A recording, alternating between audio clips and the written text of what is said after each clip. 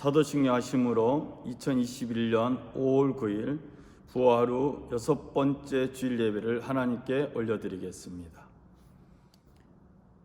나는 전능하신 아버지 하나님 천지의 창조주를 믿습니다. 나는 그의 유일하신 아들 우리 주 예수 그리스도를 믿습니다. 그는 성령으로 잉태되어 동정녀 마리아에게서 나시고 본디오 빌라도에게 고난을 받아 십자가에 못 박혀 죽으시고 장사된 지 사흘 만에 죽은 자 가운데서 다시 살아나셨으며 하늘에 오르시어 전능하신 아버지 하나님 우편에 앉아 계시다가 거기로부터 살아있는 자와 죽은 자를 심판하러 오십니다. 나는 성령을 믿으며 거룩한 공교회와 성도의 교제와 죄를 용서받는 것과 몸의 부활과 영생을 믿습니다. 아멘. 예배를 위하여 기도하겠습니다. 초록이 무성해지는 이 5월의 계절에 주님을 찬양하며 경배합니다. 생명의 주관자이신 주님을 바라보며 오늘도 영상으로 예배드리는 모든 우리의 믿음의 가족들, 평화의 가족들에게 하나님의 은총과 은혜를 더하여 주옵소서. 우리의 죄를 고백하며 우리 연약함을 고백하는 모든 믿음의 가족들에게 이로부터 내린 하나님의 은총을 더하여 주시옵소서. 성령 하나님 아버지, 날마다 우리와 동행하여 주시고 말씀과 기도와 찬양의 삶을 통해서 이 세상 가운데 주 예수 그리스도를 증거하는 복된 증인의 삶이 되게 하여 주옵소서. 우리 예배를 흠양하여 주시를 주님께 감사드리며 우리 주 예수 그리스도 이름으로 기도드렸습니다. 아멘. 오늘 함께 나눌 말씀은 신약성서 요한일서 5장 1절부터 4절까지 말씀입니다. 제가 요한일서 5장 1절부터 4절까지 말씀을 읽어드리겠습니다. 예수께서 그리스도이심을 믿는 자마다 하나님께로부터 난 자니 또한 낳으신 이를 사랑하는 자마다 그에게서 난 자를 사랑하느니라. 우리가 하나님을 사랑하고 그의 계명들을 지킬 때에 이로써 우리가 하나님의 자녀를 사랑하는 줄을 아느니라. 하나님을 사랑하는 것은 이것이니 우리가 그의 계명들을 지키는 것이라. 그의 계명들은 무거운 것이 아니로다. 무릇 하나님께로부터 난 자마다 세상을 이기느니라. 세상을 이기는 승리는 이것이니 우리의 믿음이니라. 아멘. 저는 오늘 요한일서 5장의 말씀을 중심으로 해서 세상을 이기는 믿음이라는 제목으로 말씀을 나누겠습니다. 우리 크리스천들은 성경에서 말하는 관점으로 세상을 보는 사람입니다. 즉 태초에 하나님이 천지를 창조하셨다라는 이 관점에서 세상을 보고 있는 것입니다. 창조주 하나님을 바탕으로 세상을 보고 있지만 세상 사람들은 하나님의 존재를 지우고 그 자리에 자신들이 주인이고 자신들이 신임을 주장하고 또 말하고 있습니다.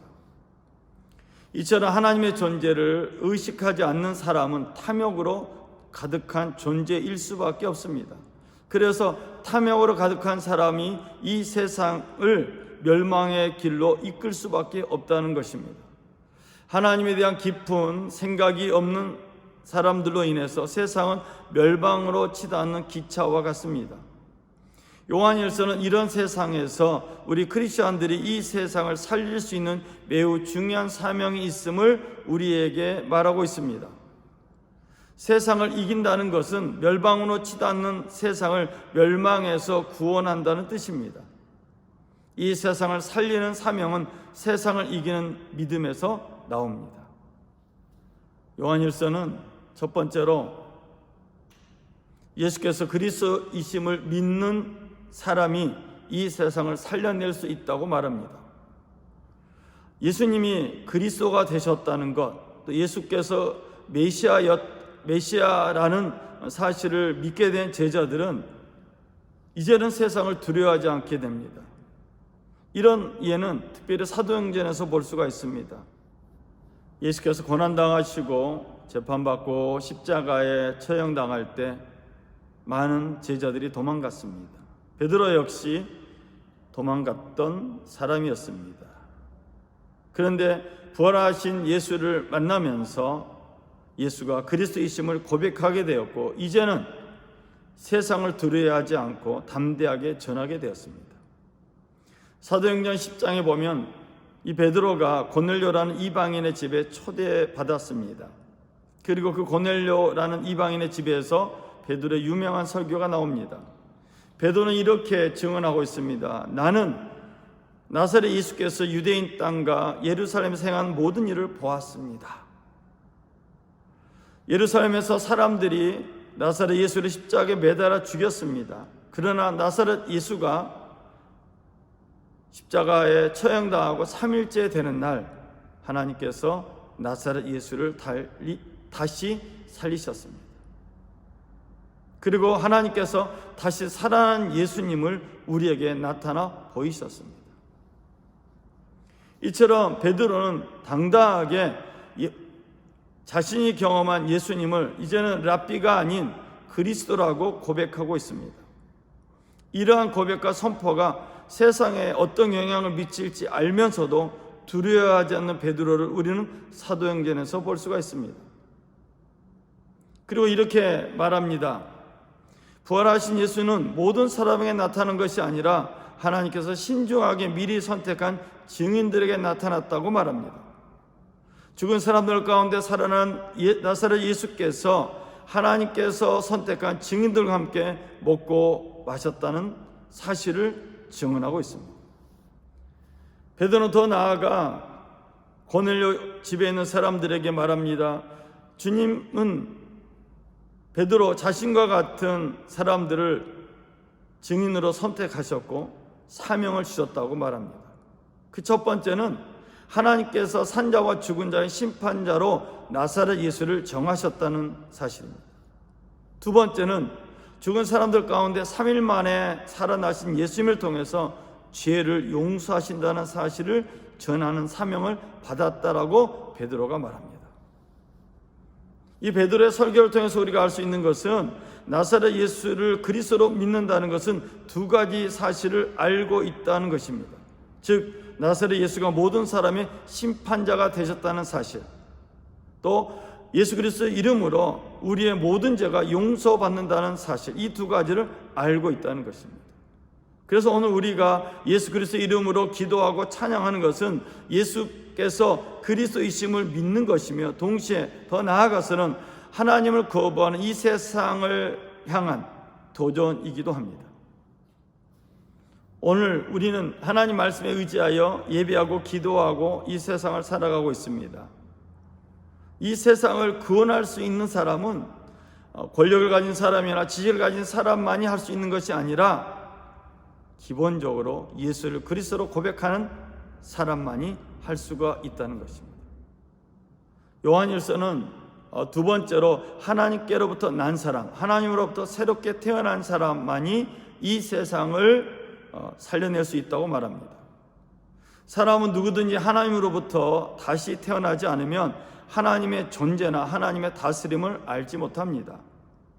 니고데모와 같은 신실한 정교인도 하나님으로부터 다시 태어나는 경험을 하지 않았기 때문에, 거듭남의 경험이 없었기 때문에 하나님으로부터 나지 않았기에 예수를 그리스도로 볼 수 없었던 것입니다.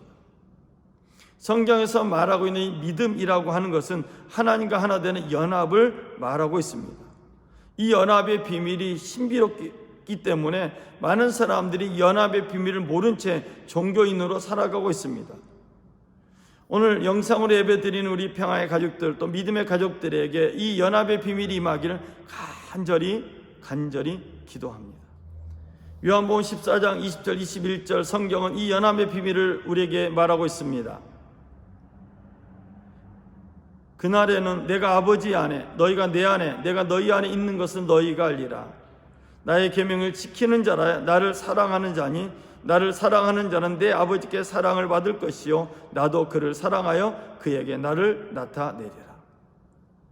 예수께서 하나님의 아들이 되셨기에 유대인도 아닌 우리가 오늘 하나님과 관계를 맺을 수 있는 것입니다. 우리 스스로 힘으로는 하나님과 관계를 맺을 수가 없습니다. 그렇다고 율법을 지킨다고 해서 하나님의 관계가 회복되는 건 아닙니다. 유대인이라는 혈통이 있어야 하나님의 관계가 회복된다는 것도 아닙니다. 예수께서 이 땅에 오신 이유, 그리고 죽은 사람 가운데 부활하신 이유, 성경은 말합니다. 누구든지 예수님을 통해서 하나님과 관계를 맺을 수 있게 되었다라고 선포하고 있습니다. 예수를 자신의 구세주로 모셔드린 사람은 자신의 죄를 고백한 사람입니다. 즉 현재 자기에게 있는 것은 하나님을 무시한 교만, 즉 자신의 죄를 발견한 사람만이 예수님을 통해서 자기의 죄를 해결받고 용서받게 된다는 것입니다.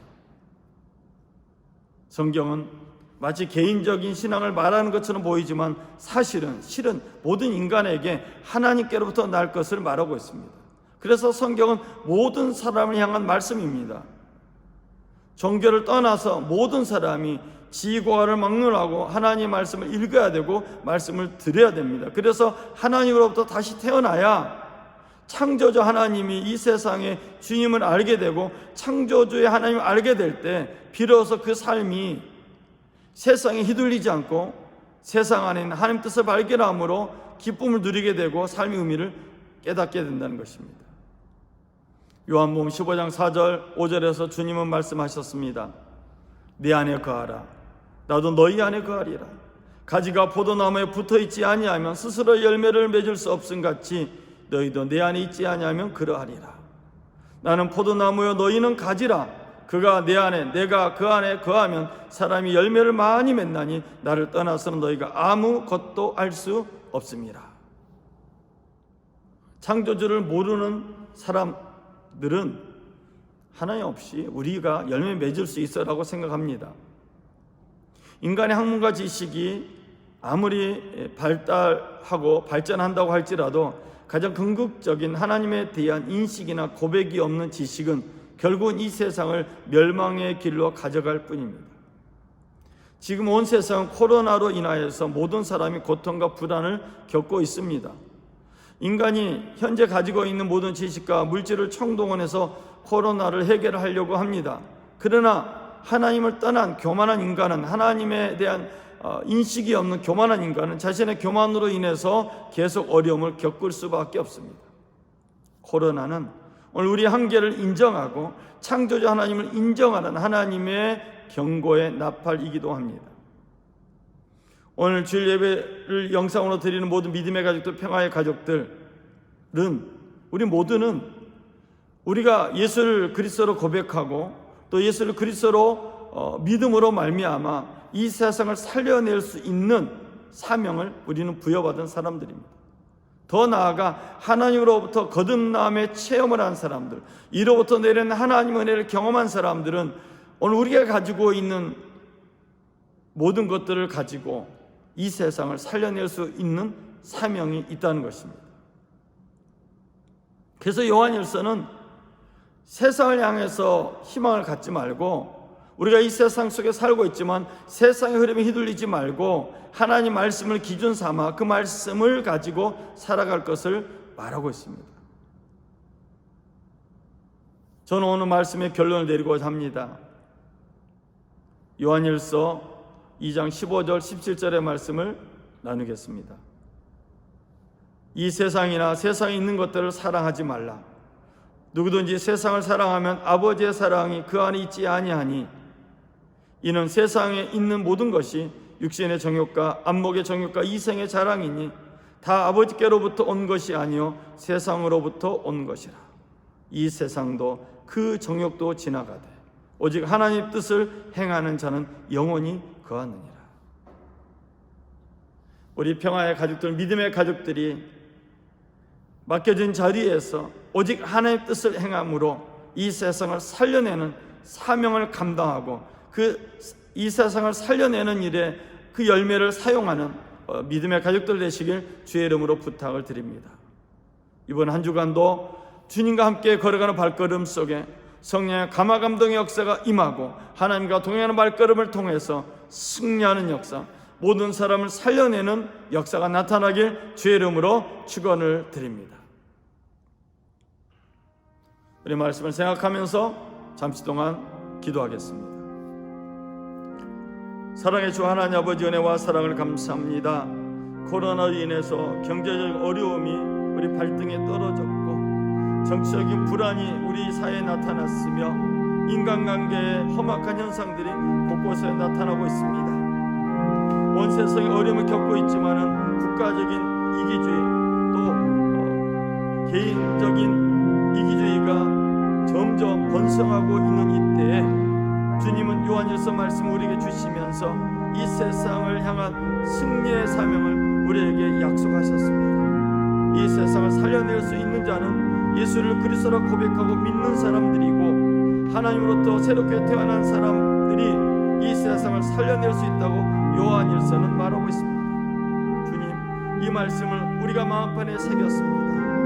세상을 보면서 두려워하거나 무서워하거나 뒤로 물러서는 것이 아니라 하나님 말씀을 들고 나아감으로 예수 그리스도를 선포함으로 승리하게 하여 주시고 하나님 왕국을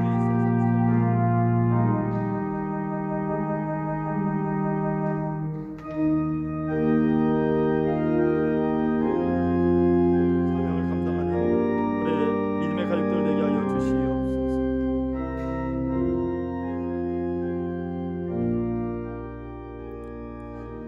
제가 기도하겠습니다. 주님은 우리에게 이 세상에 승리할 수 있는 믿음을 약속해 주셨습니다. 예수를 그리스도로 고백하며 기도하는 것이 세상을 향한 도전이고 공중권세 잡은 세상을 향한 하나님의 뜻임을 다시 한번 새롭게 깨닫습니다. 쉬지 않고 기도하며 서로 사랑하며 주의 계명을 지킴으로 나아감으로 성령으로 열매 맺는 우리 평화의 가족들, 믿음의 가족들 되게 하여 주시옵소서. 고난과 어려움 당한 사람들 위로하며 그들이 새 힘을 얻을 수 있도록 도와주는 일에 살려내는 일에 쓰임받기를 간절히 소망합니다. 주님, 이 코로나로 인해서 우리가 얼마나 연약한 존재인지 깨닫게 되었고 우리의 교만을 깨닫게 되었으며 끝없는 욕망으로 인해서 온 세상이, 온 지구가 고통을 당하고 있음을 우리가 보고 있습니다. 그럼에도 불구하고 우리 욕망을 제어하지 못하는 이 세상을 향해서 주님 말씀하십니다. 하나님을 인식하라, 하나님을 바라보라. 이 세상의 창조는 하나님이시다라고 우리에게 말하고 있습니다. 그 창조자 하나님께 예배하는 우리 평화의 가족들, 믿음의 가족들을 통해서 우리 지역이 살아나게 하여 주시고 우리 살고 있는 지역이 예수 그리스도로 말미암아 살아나는 은혜를 누리게 하여 주옵소서. 오늘도 예배로 머리 조아리는 모든 믿음의 가족들에게 위로부터 내던 하나님의 응답과 평화만 넘쳐나게 하여 주옵소서. 이번 한 주간도 하나님을 사랑하며 살아가는 한 주간, 열매 맺는 한 주간 되게 하여 주옵소서. 우리 예배를 받으신 주님께 감사드리며 우리 주 예수 그리스도 이름으로 기도드렸습니다. 아멘. 축도하심으로 예배를 마치겠습니다. 지금은 우리 주 예수 그리스도의 은혜와 하나님의 극진하신 사랑과 보혜사 성령님의 내주와 교통하시고 함께하신 은혜와 역사가 주일 예배의 영광을 돌리는 우리 믿음의 가족들과 평화의 가족들 범사이에 지금부터 영원토록 함께하시기를 간절히 축원하옵나이다. 아멘. 이상으로 주일 예배를 마쳤습니다.